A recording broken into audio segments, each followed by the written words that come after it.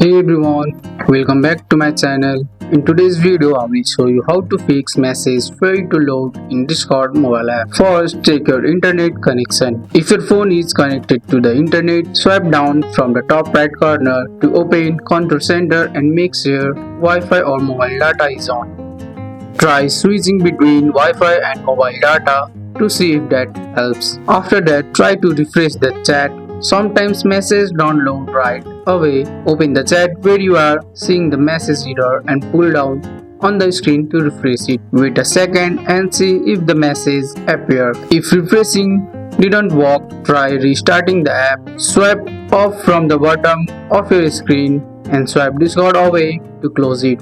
Then open Discord again from your home screen. If that didn't help, restart your phone. Sometimes a quick restart helps. Wait a few seconds, then turn your phone back on and try Discord again. If that didn't help, update the Discord app. An outdated app can cause message issues. Go to the App Store, tap your profile icon at the top right and scroll down. If Discord shows up update button, tap it. That's all for today's video guys. I hope you guys like this video. If you found this video helpful, drop a like, subscribe for more videos. Thanks for watching and see you in the next one.